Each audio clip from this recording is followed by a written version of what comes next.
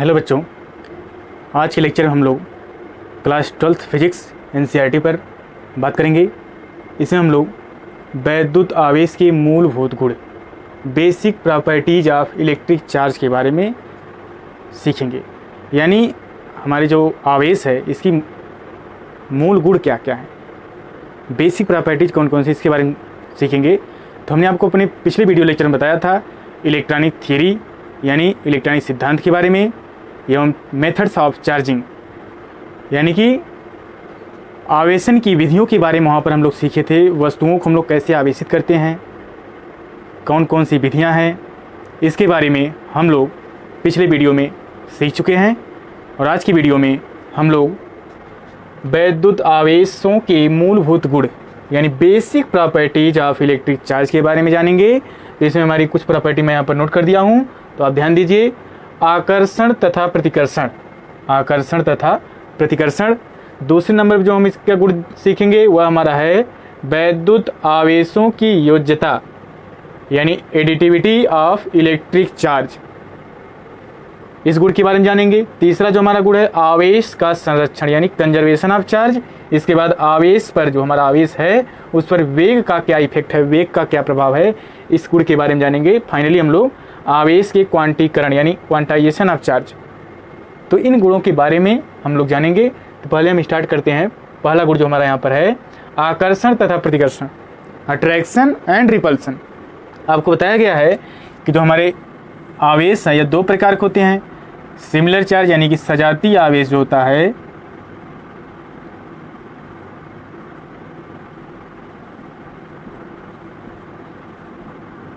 सजातीय आवेश यानी सिमिलर चार्ज एक दूसरे को प्रतिकर्षित करते हैं, यानी इनके मध्य जो बल लगता है वह प्रतिकर्षण बल लगता है।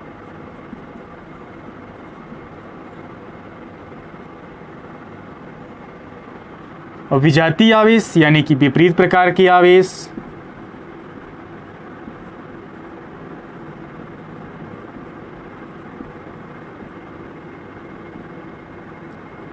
इनके मध्य आकर्षण का गुण पाया जाता है। यानी अपोजिट चार्ज एक दूसरे को अट्रैक्ट करते हैं, विपरीत आवेश एक दूसरे को आकर्षित करते हैं, एवं सिमिलर चार्ज समान प्रकार के आवेश जो होते हैं वह एक दूसरे को प्रतिकर्षित करते हैं, एक दूसरे को रिपेल करते हैं।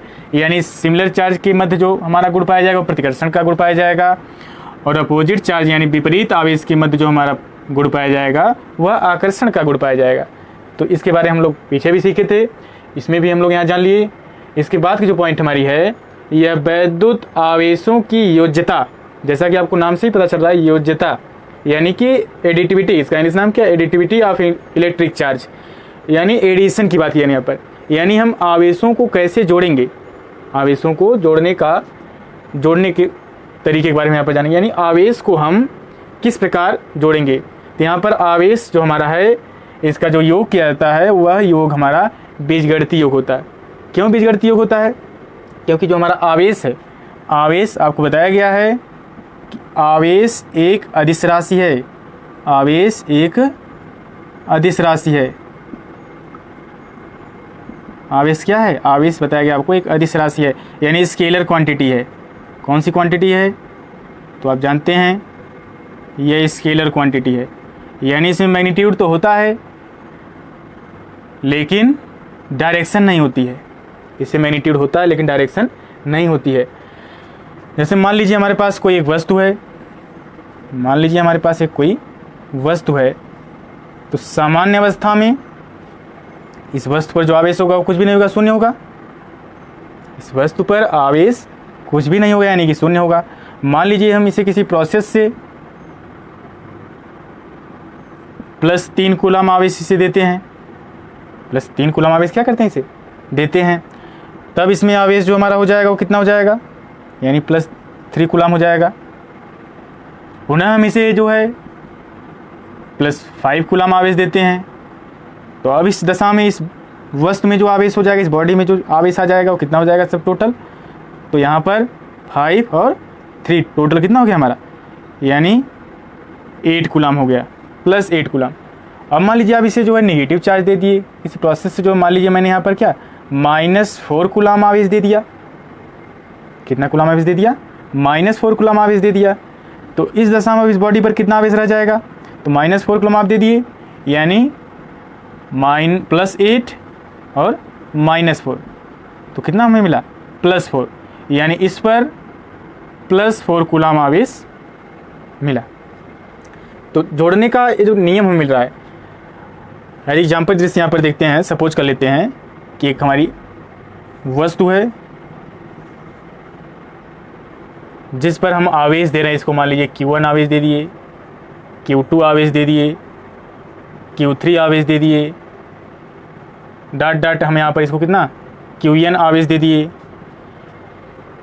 क्या दे दिए इसको Q1 आवेश दे दिए, इस बॉडी को हमने Q1 आवेश दिया, Q2 आवेश दिया, Q3 आवेश दिया, डॉट डॉट हमने क्या Qn आवेश दे दिया। तो जो टोटल चार्ज हमारा यहाँ पर टोटल चार्ज जो हमें मिला वह 4 कूलम मिला।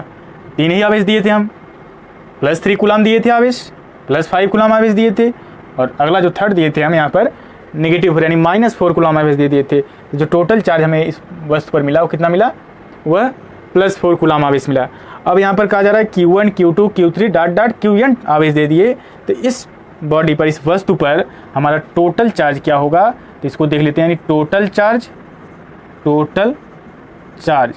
यानी कि कुल आवेश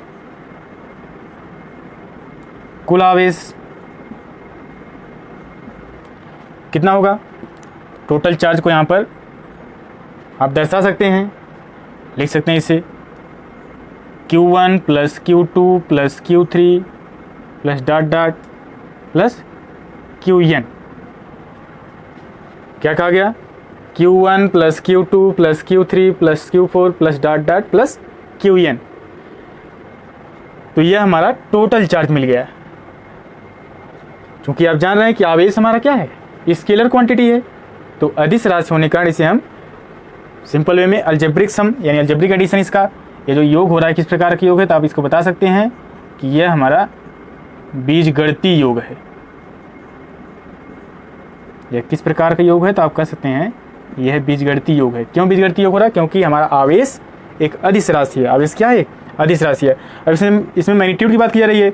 मान लीजिए आपका यहाँ पर -Q4 हो जाए या -Q5 हो जाए, +Q6 हो जाए, तो प्लस माइनस जैसा रहेगा आप यहाँ पर उसको साइन के साथ नोट कर लेंगे। यहाँ पर यदि मान लीजिए -Q2 रहे आवेश, तो आप यहाँ पर क्या लिख सकते हैं -Q2 लिखेंगे। यानी जिस प्रकार का आवेश रहेगा, प्लस है या माइनस है, उस साइन को आप यूज करके ऐसे जोड़ते चले जाएंगे। तो यह जोड़ने की जो यहाँ पर विधि है, इसको हम इसका नाम देंगे बीजगणितीय योग। बीजगणितीय योग इसका इसलिए किया जा रहा है क्योंकि यह सदिश राशि नहीं है, यह हमारी एक अदिश राशि है। तो यहाँ पर हम लोगों ने वैद्युत आवेशों की योज्यता के बारे में, एडिटिविटी ऑफ इलेक्ट्रिक चार्ज के बारे में जान लिया, और यह भी जान लिया हम कि आवेश जो हमारा है, यह इनके मध्य जो बल लग रहा है, यानी कि जो गुण है, जो फोर्स अप्लाई हो रहा है, वो अट्रैक्शन एवं रिपल्सन सिमिलर चार्ज हैं तो एक दूसरे को रिपल करेंगे, और अपोजिट चार्ज हैं तो वही दूसरे को अट्रैक्ट करेंगे। यानी समान प्रकार के आवेशों के मध्य जो गुण पाया जाता है वह प्रतिकर्षण का, और विपरीत प्रकार के आवेशों के मध्य जो गुण पाया जाता है वह आकर्षण का। यह पॉइंट आप नोट कर लीजिए। फिर इसके बाद हम लोग इस आवेश का संरक्षण, कंजर्वेशन ऑफ चार्ज के बारे में देखते हैं। इसको पहले आप नोट कर लीजिए।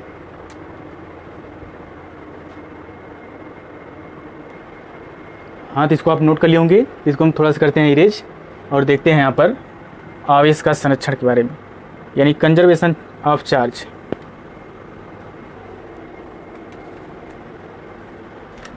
आपने 11th क्लास में सीखा, वहाँ पर आपको जानकारी दी गई कंजर्वेशन ऑफ एनर्जी के बारे में, यानी कि ऊर्जा का संरक्षण। तो ठीक उसी प्रकार आवेश भी हमारा जो है संरक्षित रहता है, कंजर्व रहता है। आवेश संरक्षण का सिद्धांत, वहाँ पर आपको बताया गया कि ऊर्जा को ना ही हम क्रिएट कर सकते हैं और ना ही हम डिस्ट्रॉय कर सकते हैं, बल्कि वहाँ पर बताया गया है कि one form change to another form, यानी एक रूप से दूसरे रूप में हम क्या करते हैं, उसे परिवर्तित कर सकते हैं, बदल सकते हैं। यहाँ पर हम इस चार्ज को जो है एक बॉडी से दूसरे बॉडी में ट्रांसफ़र कर सकते हैं। आवेश जो है या ट्रांसफ़र होगा या स्थानांतरित होगा, यानी आवेश का संरक्षण। तीसरी प्रॉपर्टी हमारी क्या है, आवेश का संरक्षण। क्या होता है आवेश का संरक्षण, तो इसमें आप नोट करेंगे इसके अनुसार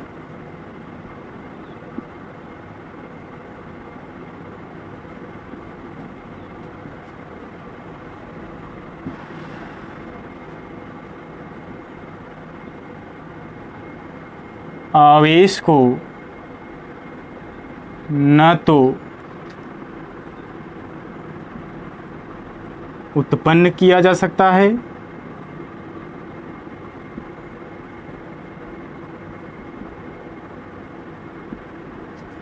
और न ही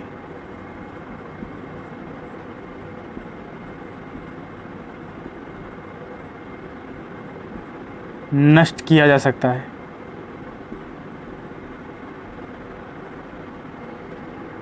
क्या कहा गया? आवेश को न तो उत्पन्न किया जा सकता है और न ही नष्ट किया जा सकता है, बल्कि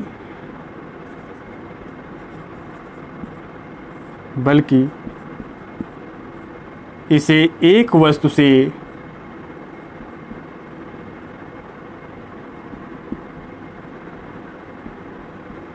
दूसरी वस्तु पर एक वस्तु से दूसरी वस्तु पर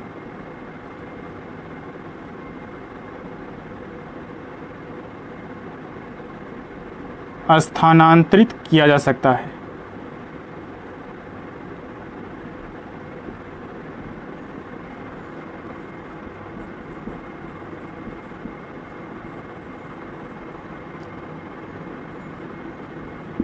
अतः किसी विलगित निकाय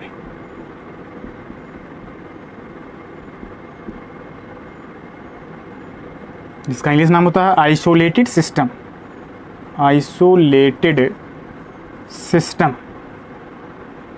अतः किसी विलगित निकाय में कुल आवेश नियत होता है। टोटल चार्ज क्या होता है? नियत होता है। क्या कहा गया? कहा गया the total charge of an isolated system, the total charge of an isolated system is constant.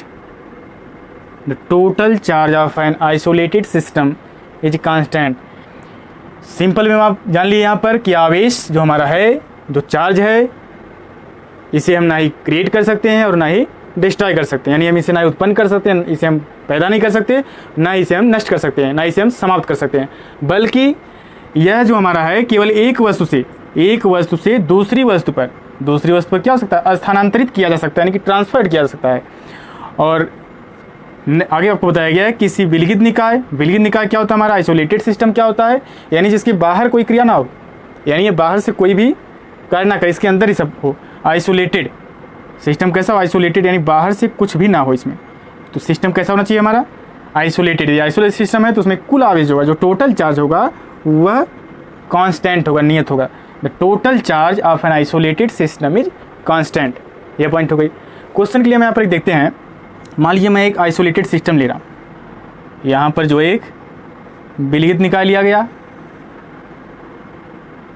एक आइसोलेटेड सिस्टम, यानी इसका जो दीवार है, इसका बाउंड्री जो हमारी है, यह इंसुलेटिंग वाल है। पूरी वाल जो है हमारी कैसी? इंसुलेटिंग, यानी अचानक इसके बाहर जो इसमें बॉडी हमारी है, मान लीजिए एक बॉडी, दो बॉडी, तीन बॉडी, मान लीजिए मैं इसमें तीन वस्तु रख दिया। पहली वस्तु मान लीजिए हमारा जो है 4 कूलम आवेश है, दूसरी वस्तु मान लीजिए 7 कूलम आवेश है, तीसरी वस्तु मान लीजिए -3 कूलम आवेश है। तो यह जो हमारा आइसोलेटेड सिस्टम है, यानी विलगित निकाय है, इसमें 3 वस्तु ले लिए। एक और आइसोलेटेड सिस्टम ले लेते हैं, इसमें भी हम 3 बॉडी 3 वस्तु रख देते हैं। मान लीजिए इस पर हमारा जो है पहली वस्तु पर 5 कूलम आवेश है, दूसरी वस्तु, तीसरी वस्तु, दूसरी वस्तु पर मान लीजिए हमारा जो है +2 कूलम आवेश है। तो आपसे कह दे कि इस वस्तु पर कितना आवेश होगा, यहाँ क्वेश्चन मार्क लगा दिया। यह निकाय हमारा दिया है, इसमें जो वस्तु हमारी 3 वस्तु ली गई है, इसमें पहली वस्तु पर 4 कूलम आवेश है, दूसरी वस्तु पर 7 कूलम आवेश है, +4 कूलम, +7 कूलम, -3 कूलम। जो दूसरा निकाय यहाँ पर लिया गया है, इसमें हमारा +5 कूलम, +2 कूलम। तीसरी वस्तु जो हमारी है, इस निकाय में जो 3 वस्तु रखी गई है, इस पहली वस्तु पर जो आवेश है वह +5 कूलाम है, दूसरी वस्तु पर जो आवेश है +2 कूलाम है, तीसरी वस्तु पर आपसे पूछ दिया जाए कि कितना आवेश है, तो आप बड़े आसानी से जवाब दे सकते हैं। इसका आपको पता है कि जो टोटल चार्ज होता है आइसोलेटेड सिस्टम का वह कांस्टेंट होता है, यानी इसको हम सपोज कर लें Q1 आवेश है या Q2 या Q3, इसको ऐड करने पर, इसको हम ऐड करते हैं, इसको मान लीजिए Q1 + Q2 + Q3, और इसको मान लेते हैं हम यहाँ पर इक्वल टू दिखा देते हैं, नियत होगा। इसको हम सपोज कर लें Q1 dash + Q2 dash + Q3 dash. Q1 की वैल्यू +4 कूलाम से वैल्यू पुटअप कर दीजिए, 4 + 7 - 3 ये हो गया, is equal to Q1 dash की वैल्यू 5, Q2 डैश की वैल्यू 2, और इसकी वैल्यू आपको डिटरमाइन करनी है। यहाँ पर हमें इसको कैलकुलेट करना है, तो प्लस Q सपोज कर लेते हैं इसे, तो यहाँ से हमें क्या मिल गया, 4 + 7 यानी 11, 11 से 3 गया, 8 मिल गया हमें, इज इक्वल टू 5 + 2, 5 + 2 यानी कि 7 + Q। तो नेक्स्ट स्टेप में क्या मिल जाएगा हमें, Q इज इक्वल टू 8 - 7 यानी कि 1 कूलाम। कितना मिल गया, 1 कूलाम। तो यहाँ पर हमें कितना मिल गया, 1 कूलाम मिल गया। तो आप चेक कर सकते हैं, इसे आप चेक कर सकते हैं कि क्या सिस्टम का जो हमारा चार्ज है, जो आवेश है, वह नियत है।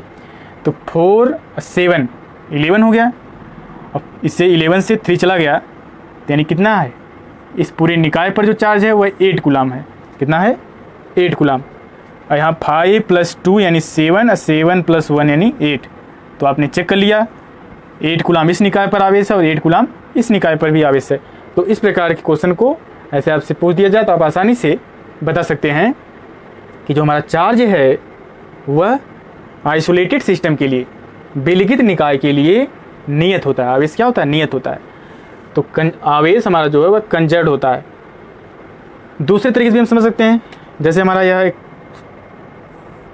विलगित निकाय है, यहाँ पर एक हम विलगित निकाय ले लेते हैं, इसमें 2 वस्तु रख देते हैं।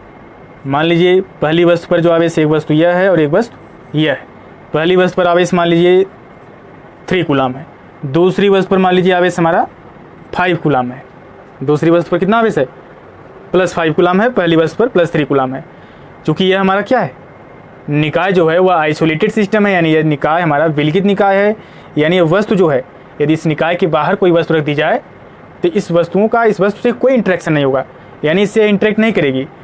यह इंटरेक्ट केवल करेगी तो आप अंदर ही कर सकती है, बाहर नहीं कर सकती, क्योंकि ये जो हमारा विलगित निकाय है इसे आपको बताया गया इसका क्या सा है, विलगित का, यानी कि यह दीवार जो इसकी होगी वह इंसुलेटिंग दीवार होगी। तो यह बाहर इंटरेक्ट करेगी नहीं, जो अंदर की वस्तुएं हैं वो बाहर से इंटरेक्ट नहीं करेगी, ये आपस में इंटरेक्ट कर सकती है।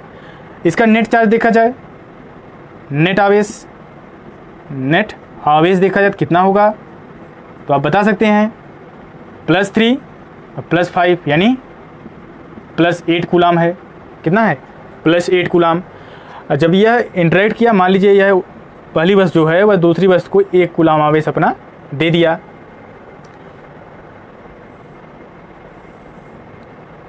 इसके पश्चात हमें क्या मिल जाएगा, जब यह 1 कूलाम पहली यह वस्तु जो है इसको दे दी, तो यहाँ पर कितना बचा, यहाँ पर +2 कूलाम आवेश बचा, और इसके पास 1 बढ़ गया 1 कूलाम, तो यहाँ पर +6 कूलाम आवेश हो गया।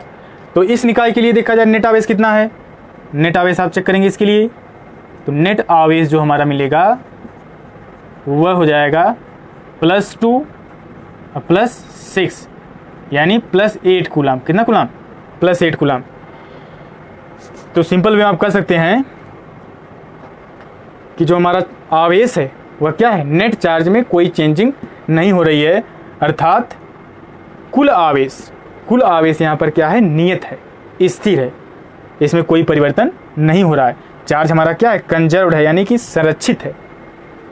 आवेश हमारा क्या है, संरक्षित है। तो यहाँ से आपने यह क्लियर हो गया आपका कि आवेश क्या है, आवेश जो हमारा होता है वह संरक्षित होता है। आवेश का संरक्षण आपको भली बात क्लियर हो गया होगा। आपको 2 एग्जाम्पल के माध्यम से मैंने समझा दिया, और इसका पूरा थीम क्या है, इसका कॉन्सेप्ट क्या है, इसको भी आप पूरी पॉइंट को, यहाँ जो भी पॉइंट आपको यहाँ बताया गया यह आप नोट कर लीजिए। हाँ, तो आप इसको नोट कर लिए होंगे। अब इसको हम करते हैं थोड़ा सा इरेज। तो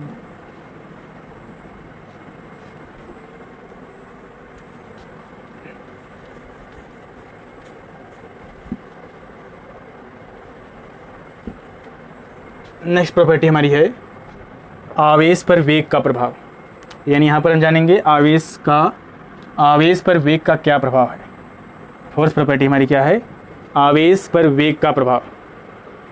तो जो हमारा आवेश है, किसी बॉडी पर जो आवेश होता है वह बॉडी रेस्ट में हो यानी कि विराम में हो या मोशन में हो, गति में हो, जो उस पर चार्ज है, बॉडी मूव कर रही है या रुकी हुई है, उसके आवेश पर वेलोसिटी का कोई प्रभाव नहीं पड़ता है।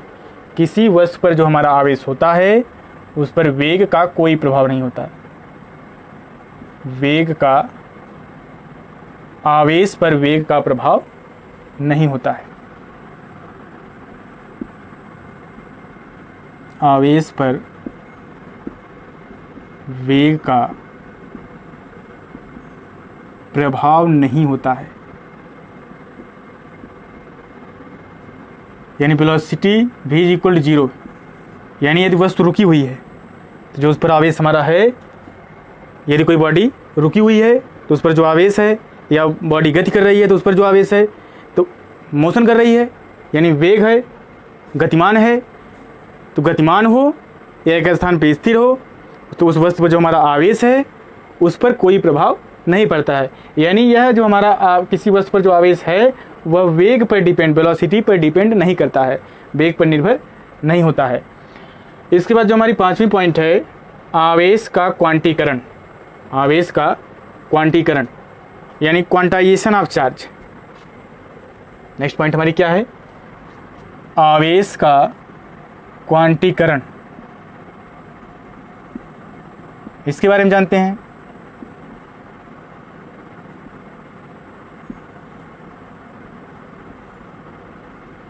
आवेश का क्वांटीकरण क्या होता है? क्वांटाइजेशन यानी क्वांटीकरण, इसका सीधा सीधा उद्देश्य क्वांटीकरण का यानी क्वांटाइज्ड। सिंपल वे में कहा जाए तो कोई भी वस्तु जो हमारी है वह उसका जो अमाउंट हो वह एक फिक्स अमाउंट हो, एक निश्चित अमाउंट हो। यानी anything is available in fixed amount. जो अवेलेबल कोई वस्तु है, जो अवेलेबल हो वह किस रूप में हो? एक निश्चित रूप में हो। तो यही हमारा क्वांटीकरण का आशय है। तो आवेश के क्वांटीकरण की यहाँ पर बात की जा रही है। तो आवेश के क्वांटीकरण को जानने के लिए हमें कुछ बेस को जानना पड़ेगा।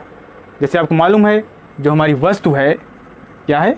वस्तु। यह किससे मिलकर बनी है? पदार्थों से। पदार्थ किससे मिलकर बना है? अणु से। अणु जो हमारा है वह परमाणुओं से मिलकर बना है। परमाणु, यह कड़ी मिली हमें। लास्ट पॉइंट हमें फाइनली क्या मिला? परमाणु। परमाणु को भी हम किसी प्रोसेस से तोड़ते हैं तो यह भी 3 पार्टिकल में टूट जाता है। कौन कौन से पार्टिकल हैं देख लेते हैं। तो हमारा इलेक्ट्रॉन है, क्या है? इलेक्ट्रॉन है, प्रोटॉन है, थर्ड पार्टिकल जो हमारा इसमें है वह क्या है? न्यूट्रॉन है।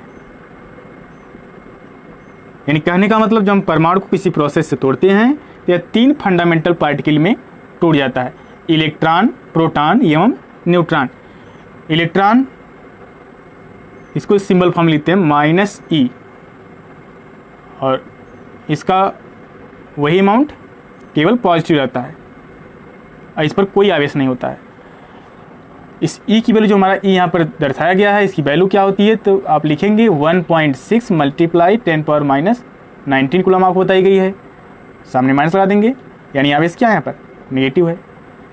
यहाँ पर वही वैल्यू पॉजिटिव 1.6 मल्टीप्लाई 10⁻19 कूलम। इस पर कोई आवेश ही नहीं है, न्यूट्रल होता है, यह उदासीन होता है। ठीक है, यह हमारा कहा गया इलेक्ट्रॉन नेगेटिव और प्रोटॉन हमारा पॉजिटिव और न्यूट्रॉन हमारा क्या है? न्यूट्रल है। तो इसके माध्यम से हम लोग यह जानेंगे जो हमारा आवेश है, आवेश जो हमारा होता है प्रकृति में, जो कोई भी वस्तु हमारी आवेशित वस्तु है उस पर जो आवेश है वह एक निश्चित, जो उस पर आवेश है वह एक निश्चित न्यूनतम आवेश का पूर्ण गुणज होता है, परफेक्ट मल्टीपल होता है, जिसे हम क्या कहते हैं? फंडामेंटल चार्ज कहते हैं। इसे हम मूल आवेश कहते हैं। क्या कहते हैं? मूल आवेश। जिसका इंग्लिश नाम होता है फंडामेंटल चार्ज। इसे हम शो करते हैं स्मॉल ई से। यही हमारा एलिमेंट्री चार्ज होता है, फंडामेंटल चार्ज होता है, जिसे हम क्या कहते हैं? मूल आवेश कहते हैं। तो प्रत्येक वस्तु जो हमारी प्रकृति में है, जो आवेशित वस्तु है, उस आवेशित वस्तु पर एक निश्चित न्यूनतम आवेश का पूर्ण गुणज होता है। कोई भी आवेशित वस्तु पर जो आवेश है, जो आवेश हमारा है, वह एक निश्चित न्यूनतम आवेश का क्या होता है? पूर्ण गुणज होता है। वह निश्चित न्यूनतम आवेश जो हमारा है, उसी को हम मूल आवेश कहते हैं। यही हमारा मूल आवेश है, इसे हम एलिमेंट्री चार्ज भी कहते हैं। तो आवेश के क्वांटीकरण में किसकी भूमिका है? मूल आवेश की। आवेश क्वांटीकरण होता क्या है आपने यह जान लिया। जैसे कोई वस्तु हमारी है, यह मान लीजिए एक वस्तु है, यह क्या हमारी है? एक वस्तु है। इसको मान लीजिए आपने 1 इलेक्ट्रॉन दिया, तो इस पर कितना इलेक्ट्रॉन की जो है हमारे पास 1 इलेक्ट्रॉन मिला, यानी -1e। इसके बाद 1 इलेक्ट्रॉन और दिए तो -2e। 1 इलेक्ट्रॉन आपने और दिया तो यहाँ पर कितना हो गया?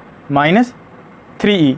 तो ऐसे आप आगे भी 1 इलेक्ट्रॉन और दें तो -4e, -5e, minus dot dot बढ़ता जाएगा। मान लीजिए n इलेक्ट्रॉन तक दे दिए तो डॉट डॉट तक कहाँ तक जाएगा?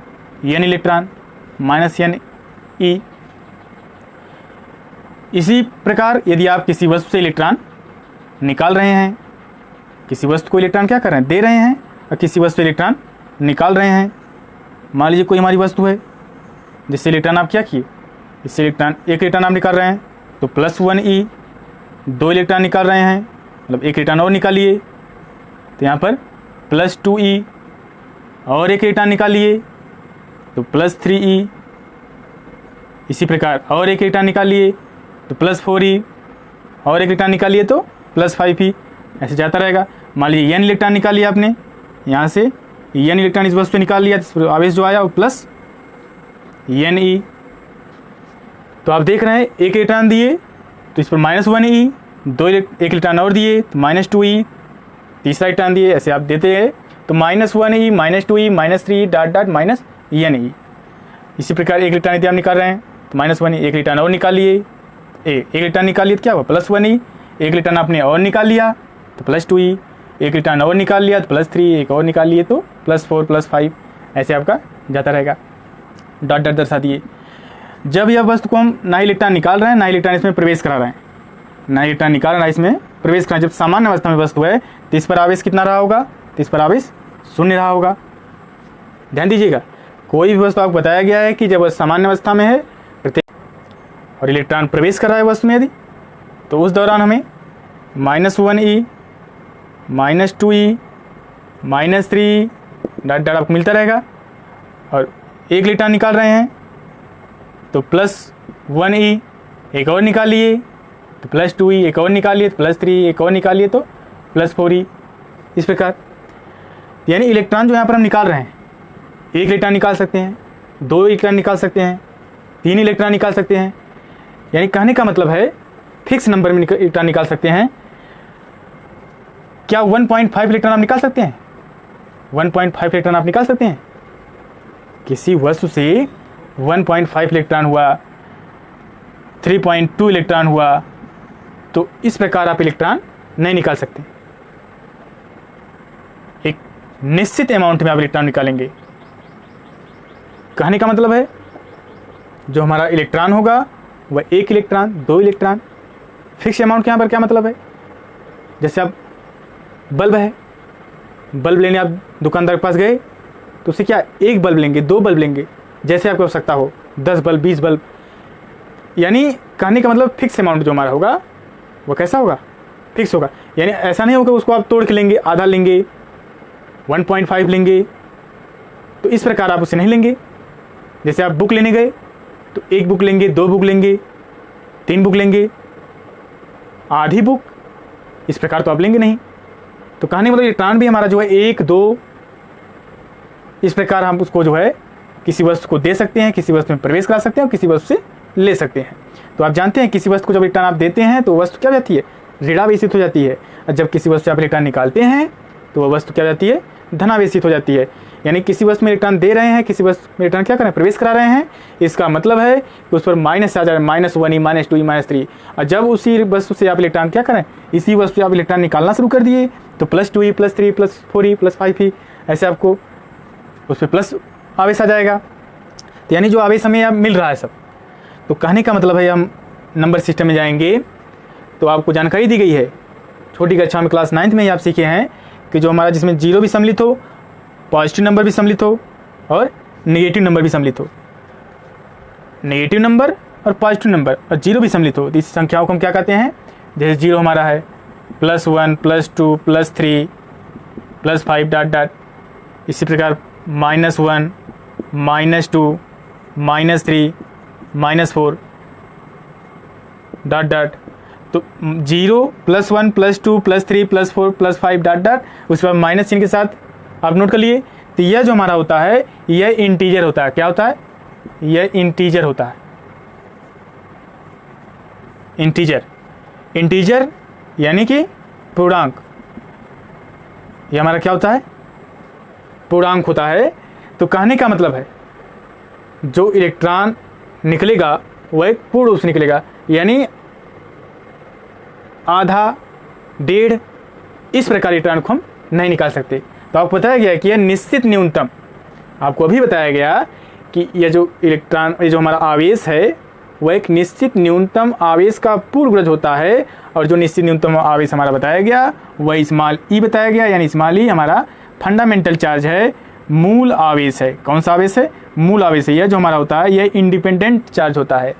इससे भी, इसको भी हम तोड़ते हैं, जब इलेक्ट्रॉन, प्रोटॉन, न्यूट्रॉन को भी तोड़ा गया आगे नवीनतम प्रयोग के आधार पर, तो वह जो प्रोसेस तोड़ने के पश्चात हमें मिला है उसका नाम बताया गया क्वार्क। क्या बताया गया, क्वार्क पार्टिकल बताया गया है। क्वार्क भी हमारे, इसके, यह क्वार्क कण भी जो हमारा होता है इसके भी 6 पार्ट हैं। इसके बारे में अभी हम लोग बात नहीं कर रहे हैं, इसके बारे में हम लोग नेक्स्ट वीडियो में बात कर लेंगे। यह क्वार्क जो हमारा होता है स्टेप अप, यानी अप क्वार्क और डाउन क्वार्क होता है। कहने का मतलब है अप क्वार्क और डाउन क्वार्क। अप क्वार्क में भी हमारे 3 क्वार्क इसमें जो है सम्मिलित हैं, 2 और भी हैं, यानी मिलाकर हम सिंपल वे में कहा जाए तो टोटल जो हमारे क्वार्क कणों की संख्या वह 6 है। 3 को 1 में मिक्स कर दिया जाता है, उसको अप क्वार्क नाम दिया जाता है, और 3 को 1 में मिला दिया जाता है, उसको डाउन क्वार्क नाम दिया जाता है। तो आपको इसके बारे में अभी चर्चा नहीं की जा रही है। यह इंडिपेंडेंट नहीं है, डिपेंडेंट चार्ज होते हैं।